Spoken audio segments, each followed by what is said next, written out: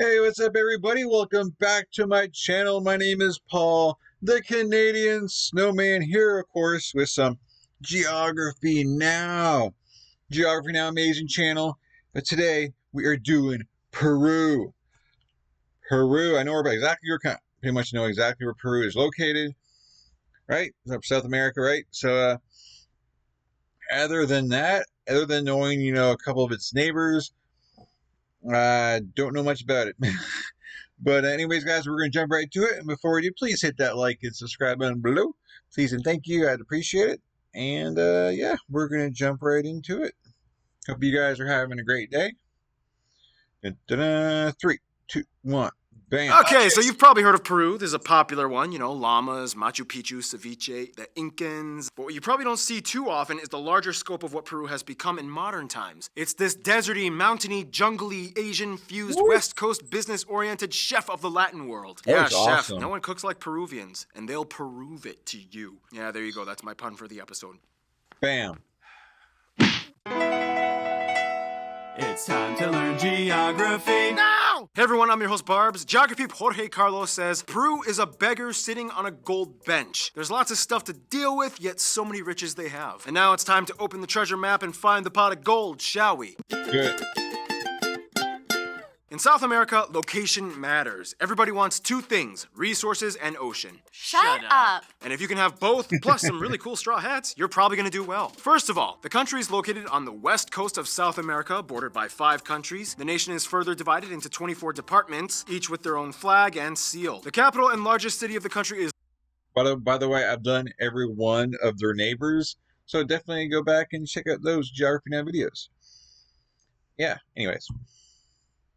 Divided into 24 departments, each with their own flag and seal. The capital and largest city of the country is Lima, which also acts as its own department. Within the large Lima city limits, though, lies a special administrative division, and the smallest one, known as the constitutional province of Cayo. This little guy actually holds the biggest and busiest airport, Jorge Chavez International, which, even though technically is not part of Lima, is considered Lima's airport. Just a skip away, you can also find the largest and busiest shipping port, the port of Cayo, where most major cargo ships dock and transport traded goods. Speaking of the coast, down at the bottom of Peru, they have a slight maritime dispute with Chile, which kind of looks like this, but it doesn't really cause too much trouble. Just a few fishing vessels might have a skirmish or two. Peru doesn't really have many islands off its coast. However, the largest one is actually not too far off from Lima, San Lorenzo Island, which is actually closed off to the public and controlled by the Peruvian Navy. After Lima, though, the second largest city is Arequipa down south and a bit inland, which holds the third busiest airport, Rodriguez Bayonne International, and then Trujillo makes up the third largest city further up north along the coast. You might be wondering, what's the second busiest airport? Well, due to high numbers of tourists flocking in to see the ancient Incan sites like Machu Picchu, it's actually Cusco's Alejandro Velasco Astete International Airport. Otherwise, about 8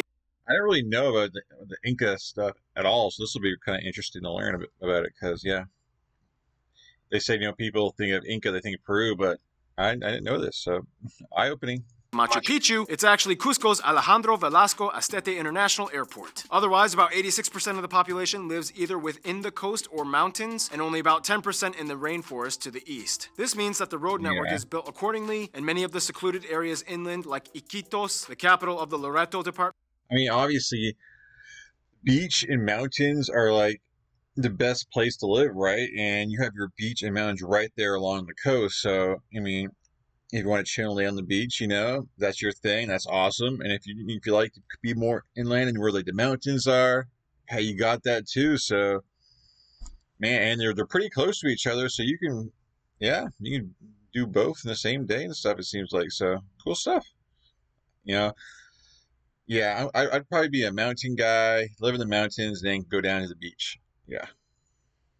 Have no land transport, and they are only accessible by air travel or painstakingly long river boat journey. And that's the funny thing. Peru is incredibly lush and green on the interior, but most people prefer to live in the dry, deserty coast. I guess that's good though. I mean, less people means less deforestation. For what it's worth though, there's another way you can look at Peru. Historically, Peru was the epicenter of the Incan Empire, which had quite a wide network of roadways, about 25,000 miles long. That connected the entire domain that extended all the way from Ecuador to Argentina, spanning about 170 177,000 square miles. These paths followed the Andes mostly and were built in a unique system that allowed porters called chasquis to literally run and relay items or information or messages to other chasquis from coast to mountain. Along the way, they would sometimes take pit stops at small houses known as tambos that provided shelter and food to rest. Soon, the next chasquis would have to keep running and fulfill the delivery. This porter system could sometimes cover over 150 miles a day, all without a single wheeled vehicle or even horse. The wheel had never even been invented at this time, and the only animal of burden was the llama, which could not carry adult humans, let alone run with them. Yet a wealthy or royal family living in Cusco could still have fresh fish caught from the ocean delivered to them all within 2 days. Not bad. Yeah, literally just people running on foot. It worked somehow. And speaking of Cusco, Peru has quite a lot of cool places to check out in case if you decide to visit. I'm curious how you guys do in the Olympics when it comes to running because, wow, yeah, that's pretty cool, man. The people must have been fit back in the day. But I think it'd be kind of cool though, because you're the runner, because you kind of stop and and chill, meet new people and shelter houses and stuff. Worked somehow. And speaking of Cusco, Peru has quite a lot of cool places to check out in case if you decide to visit, 12 of which are UNESCO heritage sites. Yeah, we've all heard about most of the Cusco and Machu Picchu stuff and these other ones that have too many tourists. However, in addition, there are these lesser known but equally fascinating sites. This one, you're kind of supposed to pronounce it like sexy woman. Sexy woman. There's also so many famous cathedrals and museums like these. There's also the Lake Titicaca floating village shared with Bolivia, the Sky Lodge Adventure Suites, the last Incan grass bridge, salt pans of Hold on a second. the Sky Lodge Adventure. My God. So you can rent these places out for your hotel? My God, I'd be scared, man. Ain't no lie. It looks like you're in a giant tin can hanging off the side of a mountain. I couldn't do that. That's really cool, man. More power to you if you can, but wow, man, I think I'd be scared. Wow, that's pretty cool, man. How do you get down there? Just to get there. Interesting. Adventure Suites, the last Incan grass bridge, salt pans of Maras, Rinconada, which claims to be the highest city in the world. There's even a statue dedicated to Paddington Bear, and the giant hat building in Celedin. And there's so many natural wonders in Peru as well. For crying out loud, they have a Rainbow Mountain, the world's tallest sand dune, third tallest waterfall in the world, the largest left-handed wave in the world, and a boiling river. But we're getting ahead of ourselves. Stuff like that belongs in the next section. Duh. Dang, you guys got some cool stuff going on. Do you want to be a fighter? Wow. That's the question. Impressive stuff, Peru. We're just getting started. Earth. Fire! Wind. Water. The rest. Animals, resources, or whatever. With your powers combined, I am Captain Peru! And you guys remember that show? 90s kids? No? Yeah? Yes, I do, actually. Whatever. First of all, the country sits right at the Ring of Fire at the convergence of the Nazca Plate under the South America Plate. This convergence is essentially how the Andes Mountains were formed, the second tallest range on Earth after the Himalayas. In addition, it creates the Peru-Chile Trench just off the coast, which also makes the country pretty susceptible to earthquakes and some volcanic activity. The nation is generally divided into 3 physical zones, the Costa, Sierra, and Selva. The coast is mostly dry and desert-like with arid vegetation. In fact, the driest desert in the world, the Atacama, hugs the southernmost tip of Peru. The next part, the mountains, or Sierra, takes up about 30% of the land, and of course is made up of the highest parts of elevation, including the tallest peak of the nation, Mount Huascaran, with its 2 majestic peaks. Just to skip south, you find the largest lake, not only in Peru, but all of South America, the highest navigable lake in the world, Lake Titicaca, shared with Bolivia. It is also in this region that the longest river, not only in Peru, but also all of South America, begins, the famous Amazon, which branches out into thousands of other tributaries and streams, but surveyors claim that the source of the Amazon are the headwaters of the Mantaro River, which is sourced at Lake Junin or Chinchaycocha. The last physical region, the Selva or rainforest, makes up about 60% of Peru's land makeup and is sparsely populated and filled with all that lush, green, humid, tropical forest stuff that you can imagine. As we explained in the Chile episode a long time ago, the reason why the country is like this is essentially because of the rain shadow effect. The winds carrying moisture are trapped in by the mountain ranges, leaving all the leftover dry air to blow out westward on the other side, parching the land and leaving it to form a depleted, arid landscape in contrast to the adjacent region. Oh, and one more thing, the warm waters off the coast are also the source of El Nino, the crazy weather pattern in the Pacific that causes all the tropical storms and whatnot. Phew, and with that being said, it's time for my triple shot espresso break, which means now it's time for Noah to finish off this segment with the physical composition of How often does the tropical storms and stuff come uh, there? By the way, for reference, for just to let you guys know, I'm Canadian, but I live in the States and I live on the Gulf Coast, so I know all about hurricanes and stuff like that. I'm just curious how often you guys kind of get yours as well, because I know those things can be pretty damaging. When you get to a strong hurricane. Of Peru. Which means now it's time for Noah to finish off this segment with the physical composition of Peru. What's up? Wow. All in a day's work. As mentioned, Peru is home to a wide range of flora, fauna, and overall physical contrast. They are classified as a mega-diverse nation with nearly 6,000 endemic species. They have about 1,800 bird species, including the largest flying bird in the world, the giant Andean condor. In addition, there's also 500 species of mammal, including the national animal, the llama, and about 300 species of reptiles and over 15,000 plant species, including the Puya Rayamundi, the world's tallest flowering plant. And speaking of plants, the potato originated here in Peru, and they come in over 4,000 different varieties, colors, and shapes. Peru is the world's largest quinoa and maca producer. They also produce the world's most expensive coffee, Coati Dung coffee, which is made from the partially fermented coffee beans that pass through the digestive system of a coati. Wait, so you're saying this whole time my espresso breaks could have been Coati poop coffee breaks? I want that. How much is it? Well, once a limited supply of beans are Wow. harvested and produced, I mean, come on, coatis can only poop so much. They can sell for up to $1,400 per kilo. Just with coatis? Are you saying like there's like coati farms? They just have a whole bunch of those things, and they multiple times a day. They probably someone just goes in there and kind of scoops up the poop. Man, that'd be like I wouldn't want that job, but that's hard to picture, man. Kilogram. Then produced, I mean, come on, coatis can only poop so much. They can sell for up to $1,400 per kilogram. What? Worth it. Otherwise, resources have always been a key player in Peru's economy, specifically in the mineral mining industry. They are the world's 6th largest gold producer, and which in itself makes up over a 5th of their exports. Service sector jobs have greatly increased, especially in the transport category. Largest company in Peru is actually Aero Condor. And finally, time to bring this segment to a close like we always do. Food! In the Latin world, Peru is a culinary powerhouse. Often some of the top-ranking restaurants in the world are found in Peru, like Central or Maido. Some top notable dishes that you guys suggest we mention include things like lomo saltado, arroz con pato, and ticuchos, rocoto relleno, ají de gallina, alpaca and llama meat, lucuma and camu camu fruits, papas a la huancaina, and the national dishes, ceviche, most of you may have heard of this, and the lesser-known cuy, which is roasted guinea pig. Yep. Guinea pigs. That's also a native animal. You know what else is native? The people. Which brings us to... I'd try it, though. I'd try it. It's time appliances have a personality. Get this first real Yours. quick, but I would definitely try that. Express your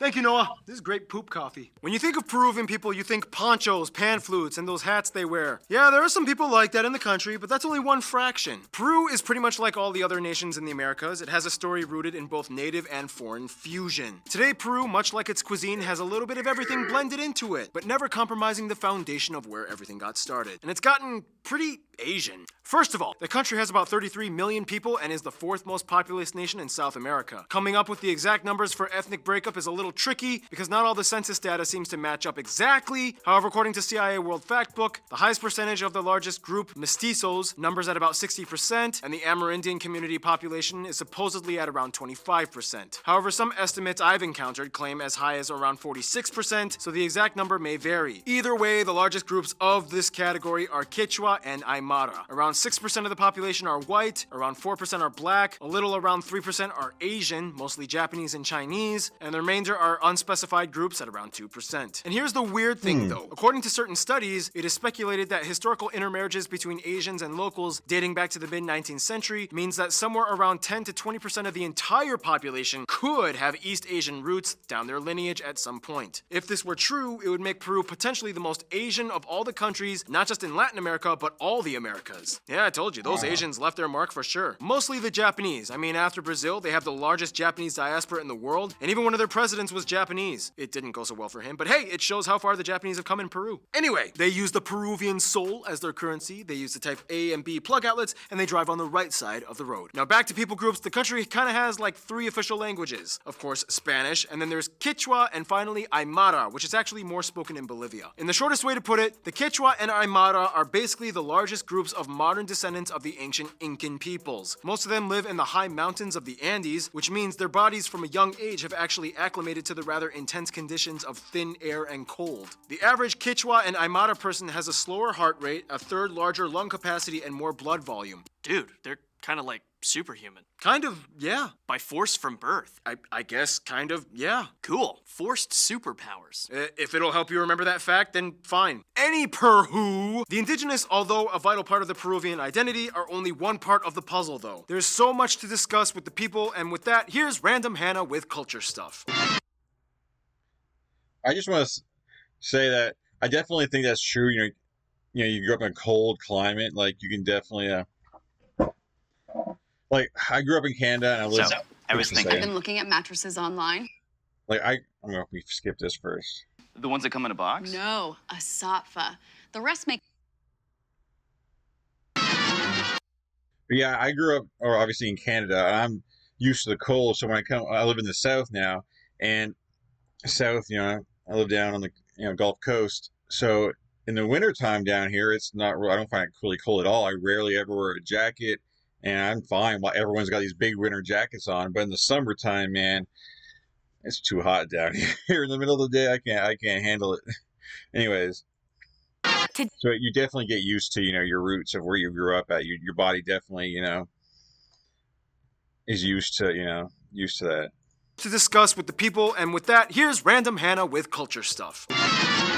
Today, with generations of multicultural backgrounds, the population of Peru is very different from how it started centuries ago, yet they never lost their roots. As mentioned, historically, the Incans created an entire complex society of millions, all without the advantages that were used in Western societies. According to Atlas Obscura, the Incans never invented the wheel, never figured out the arch, and never discovered iron, but they were masters of fiber. Everything from ships, armor, slings, and bridges were made of fiber one way or another. They even had a system of communication with knotted fibers called quipus. Otherwise, today traditions still live on in the indigenous communities. For one, Quechua women that are married often wear various types of woven hats, whereas single women wear knitted hats. Catholicism, of course, plays a huge role as well. Somewhere around 3/4 of the country claim to be affiliated to it.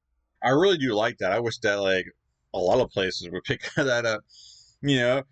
And definitely help us single guys go out in public and figure out who's taken and who's not. So yeah, it makes sense. And if you're a single girl and you just don't want to get you just want to stay single and not worry about it, you just wear a hat that says you're not single. Plays a huge role as well. Somewhere around 3/4 of the country claim to be affiliated to it. Catholicism in Peru, though, has a high degree of synchronism. For example, many herders from the countryside still pay tribute to Pachamama or Mother Earth. For many of these peoples, traditional belief systems in themselves are still practiced even apart from Catholic fusion. In fact, Peru has the second highest number of shamans after India. And now we're going to do a list of some cultural stuff, but to help me, we're going to bring out Ian! All right, we're back at it. You know what to do? Yep. All right. Ah, they're so cute! In addition, festivals in Peru are world-renowned and famous for their intense, colorful displays. Festivals like Capac Cola, which is a sort of rite of passage for boys. There's also the scissor dance, Danzantes de Tijeras. The festivals of the sun, Inti Raimi. Holy Week is a huge deal and probably the most colorful and famous one, the La Candelaria Festival held in February. In the end, though, no matter what part of Peru they're from, everyone knows the song Contigo, Peru. It's practically a second anthem for them. It can literally stop fights. The festivals are, of course, riddled with so much food, colors, and music, which of course brings us to Keith's absolutely terrible, horrible music segment. Musica Peruano! Oh, Peruano! When you think of music in Peru, immediately, most people just think pan flutes, and pan flutes. Pan flutes are a huge part of their music musical culture, but there's a ton of other traditional instruments. One of the most commonly used ones is the charango. Charango?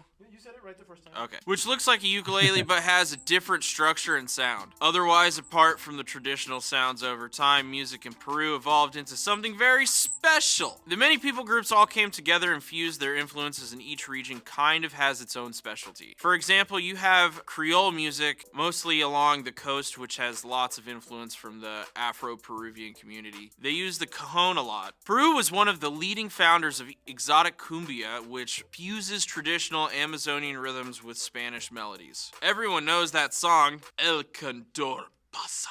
Simon and Garfunkel even did a cover of it. And that's about it. Remember, buy a Keith shirt at geographynow.com, because this shirt is the shit. Thank you, Keith. Yes, buy a shirt at geographynow.com. Now, there's a lot of other things we could have mentioned, like often when drinking beer, they leave a little left in the glass and then pour it on the soil to give back to Mother Earth. There's those long skulls of the paracas, which are brought up a lot in alien conspiracy theories. But anthropologists say that people would just kind of push their baby skulls in between long boards to make that shape for aesthetic reasons, symbolizing nobility. They do have a long history of political strife. I mean, the past 5 presidents are either dead or in jail. And finally, almost every Peruvian has told me, we hate Señorita Laura. Don't mention her. She is a national disgrace, and she was exiled. She's Mexico's problem now. Yeah, thanks, Peru. In any case, now it's time to do the incredibly condensed history section. In the quickest way I can put it, 3 Incan civilizations. Incas. Conquistadors come in. They fight the Incas. Amaru II Rebellion. Viceroyalty years under Spain. Wars of independence for all of Latin America. San Martin versus Bolivar. Guano era. Ramon Castilla abolishes slavery. War of the Pacific. Foundation of APRA. First military dictatorship. Democratic elections. Second military dictatorship. Agrarian revolution. Democratic elections. Support to Argentina during Falklands War. Terrorism and economic crisis. War with Ecuador. The Four Suyos March. Pan American Games in Lima. And here we are today. And now it's time for the extremely condensed notable people section. Some people you guys, the Peruvian geography people, suggested we mention in this episode include so many soccer/football players, but this one is probably the most famous. War heroes like these people: Tupac Amaru II, Pachacuti, Atahualpa, these 2 saints, Juan Diego Flores, Susana Baca, Eva Ayon, Chabuca Granda, the whole women's volleyball team that won the silver medal in the Olympics in Seoul, Edwin Vasquez, Sofia Mulanovic, Benoit Piccolo, Gladys Tejeda, Ines Melchor, Valentina Shevchenko, Ricardo Palma, Cesar Vallejo, Maria Vargas Llosa, Claudia Llosa, and Daniel Peredo. All right, and that's just about it. Okay. Now we will talk about Peru's relations with the outside world, shall we? Baptist is more than just a healthcare system. At least as the a short locally ones, guys. owned and Short ones I can not-for-profit deal with. organization, our entire system. Number 1.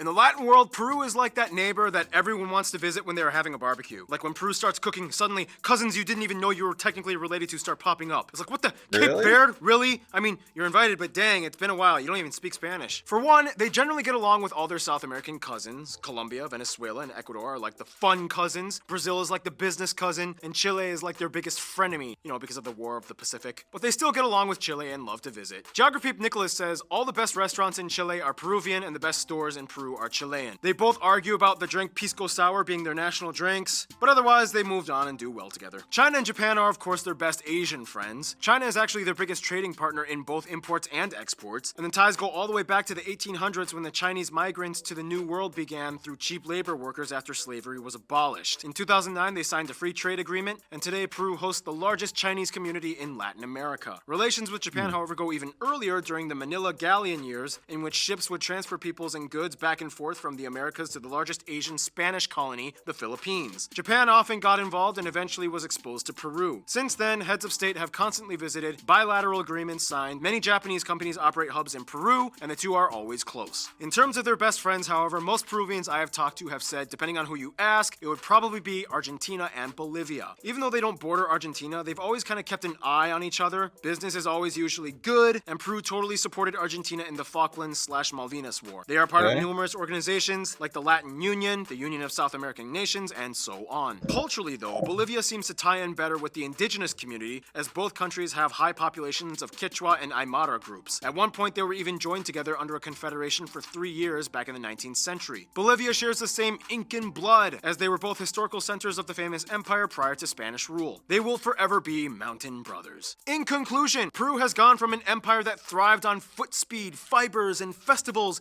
and now it's fusion, finance, and food. Take a seat and enjoy the barbecue because Peru serves up quite a dish. Stay tuned, the Philippines is coming up next. Next, Mabuhay! Excuse me.